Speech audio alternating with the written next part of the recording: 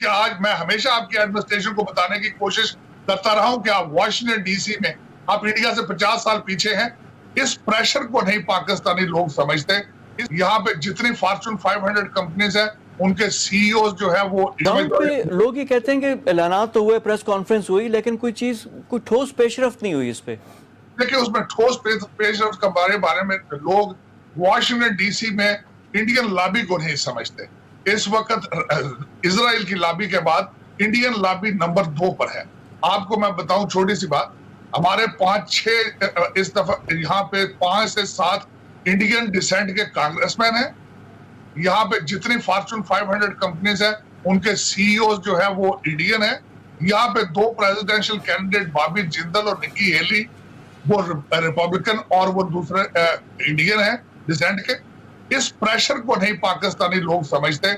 इसके बावजूद, और दूसरा मैंने अर्ज किया आपको कि बिलियंस ऑफ डॉलर्स इंडिया ने खर्च किए हैं। अच्छा तारड़ साहब, इसमें इंडिया का सवाल बड़ा इंपॉर्टेंट आ जाता है कि वो अमेरिका का पाकिस्तान में भी परसेप्शन है कि इंडिया तेज़ी से अमेरिकन कैंप में और बड़ा फेवरेट होता जा रहा है, यानी अमेरिका की एक नई डार्लिंग जो आप कह सकते हैं वो इंडिया है। अब पाकिस्तान के लिए चीज़ बड़ी अहम है क्योंकि पाकिस्तान और इंडिया के दरमियान आपको पता ही है जिस तरह के हालात हैं, तो ये पाकिस्तान के लिए कितना बड़ा चैलेंज होगा और उसको कैसे बैलेंस करें? सबसे पहले तो बैलेंस ये करना पड़ेगा कि आपको सबसे पहले अपना फॉरेन मिनिस्टर देखना होगा। आपका फॉरेन मिनिस्टर लोकल पॉलिटिक्स में इंटरेस्टेड है, उसके फॉरेन पॉलिसी उसके टेबल पर नहीं है। वो -1 फार्मूले में भी कैंडिडेट है, वो फॉरेन पॉलिसी में इंटरेस्टेड ही नहीं है।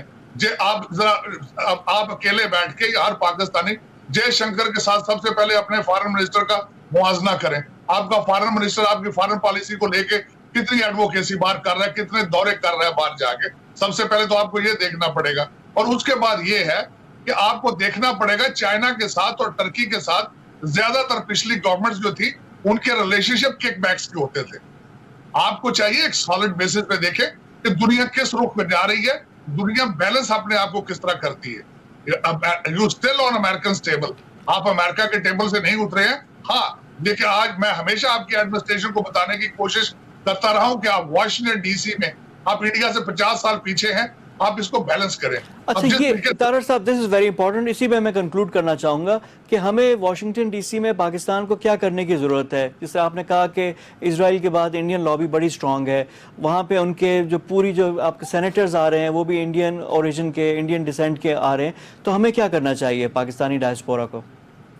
देखिए, तो पाकिस्तानी डायस्पोरा इंटरेस्टेड ही नहीं है पॉलिटिक्स में लोकल, ये भी एक ज्यादती है। हमारे डिप्लोमेटिक मिशन को चाहिए उसमें अपना रोल अदा करे, उनको पॉलिटिकल एजुकेशन दे उनको। हमारे डिप्लोमेटिक मिशन ना सिर्फ अमेरिका में बल्कि मेजॉरिटी कंट्रीज में हमारे फेल हैं।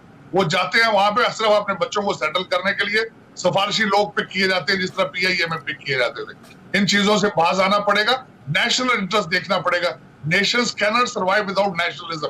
मैं बार बार ये कहता जा रहा हूँ, अब मुसलसल कहता जा रहा हूँ। मैं देखता हूं कि हमारे बिल्कुल नेशनलिज्म नहीं है लोगों में, कौमियत नहीं है, पाकिस्तान नहीं है, पाकिस्तानियत नहीं है। हमें सोचना पड़ेगा कि फ्यूचर में हमने सर्वाइव किस तरह करना है। जिस तरीके से मैंने आपको बताया, इस वक्त आपकी एलीट के ज़हन में सिर्फ दुबई, लंदन और न्यूयॉर्क की प्रॉपर्टियां ये निकालनी पड़ेगी। पाकिस्तान का सोचना पड़ेगा और हर पाकिस्तानी को सोचना पड़ेगा, वरना आगे मुश्किलात ही मुश्किलात। अमेरिकन एस्टैब्लिशमेंट है वो चाइना के खिलाफ इंडिया को तैयार कर रही है और पाकिस्तान और इंडिया का अपना एक इशू चल रहा है, तो अब इंडिया उनके नई डॉलरिंग बन रही है और नई उनको फेवरेट बन रही है, तो ये तो हमारे लिए एक चैलेंज होगा। मुझे थोड़ा सा खत्म कर लेने दीजिए, क्योंकि पाकिस्तान का सिर्फ इशू नहीं है वहां पे, पाकिस्तान और इंडिया का इशू नहीं है वहां पे। आप देखिए किस तरीके से उन्होंने श्रीलंका की जाके टेक ओवर की है पोर्ट, उन्होंने किस तरीके से आपकी उन्होंने ग्वादर में टेक ओवर किया, किस तरीके से नेपाल में उन्होंने पेनिट्रेट किया, किस तरीके से भूटान में चले गए, किस तरीके से बांग्लादेश में इन्फ्लुएंस कर रहे हैं वहां पे। तो they have become a regional threat, African country में एक्सक्लूसिव राइट्स उनके। चाइना, उसमें आपका कसूर नहीं है। डोनाल्ड ट्रंप साहब ने एक दफा फरमाया अपनी तकरीर में, उन्होंने कहा कि China is built on American economy, American money.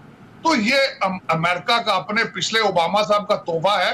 Russia ने जाके सीरिया में नेवल बेस बना ली थी, यूक्रेन क्रीमिया में जाके उन्होंने यूरोपियन थ्रेट देना शुरू कर दी। जर्मनी जहां के आर्मी बेस है अमेरिका की, सारे एनर्जी कॉन्ट्रैक्ट्स उनके रशिया के साथ है। ये ओबामा साहब के तोहफे हैं जो हम आज झील रहे हैं, और ये बेहतर होगा। डोनाल्ड ट्रंप, हमारे कैरियर चले गए हैं वहां पे साउथ चाइना सी में, दे आर एक्सरसाइजिंग इट। और वो बेहतर करेंगे। डोनाल्ड ट्रंप साहब के टेबल पर है इस वक्त चाइना को डील करना। पाकिस्तान में मौजूद बहस है, टॉप डिस्कशन भी है, वो थी रोजवेल्ट होटल जो पाकिस्तान इंटरनेशनल एयरलाइन PIA का होटल है, न्यूयॉर्क में मौजूद है, उसकी प्राइवेटाइजेशन की बात हुई, फिर अपोजिशन आई। अब खबर ये भी आई है कि डोनाल्ड ट्रंप ने भी उसमें, अमेरिकन सदर ने उसमें इंटरेस्ट का इजहार किया है। तो ये क्या है, इसमें है क्या, चक्कर क्या चल रहा है? लेकिन ये एक अलमिया है कि वो अब बिक रहा है, और डोनाल्ड ट्रंप साहब तो डेवलपर हैं। Half of the Manhattan is owned by him and his son in law Kushner साहब। तो अल्टीमेटली जो एक चीज मार्केट में फॉर सेल आएगी तो उसमें इंटरेस्ट अपना दिखाएंगे। बल्कि मैं समझता हूँ ये ट्रेजेडी है। उसकी मालियत PIA की मालियत से ज्यादा उस होटल की मालियत है। और मैं अफसोस के साथ ये कह रहा हूँ, मैं पिछले दिनों आप देखता रहा हूँ, 1 साल से उस पर डाके की तैयारी हो रही है। अफसोस के साथ मैंने कई अपने जानने वाले पाकिस्तानियों को जो मुहब्बे वतन लोग हैं, मैंने उनसे कंप्लेन भी की है ये क्यों हो रहा है इस तरह, लेकिन वो बेबस हैं जिस तरीके से उस पर किया जा रहा है। अब देखें उस पर डोनाल्ड ट्रंप साहब या उनके दामाद को आप तो नहीं ब्लेम कर सकते। वो आपको बाय फोर्स आपको नहीं मजबूर कर सकते कि आप होटल उनके हाथों बेचें। हाँ, लेकिन ये है कि जिस तरीके से आपकी इस वक्त एस्टेब्लिशमेंट और आपके सियासतदानों के सिरों में सिर्फ दुबई, लंदन और न्यूयॉर्क की प्रॉपर्टियां हैं, ये अलमिया है। आप कोरोना से बच जाएंगे।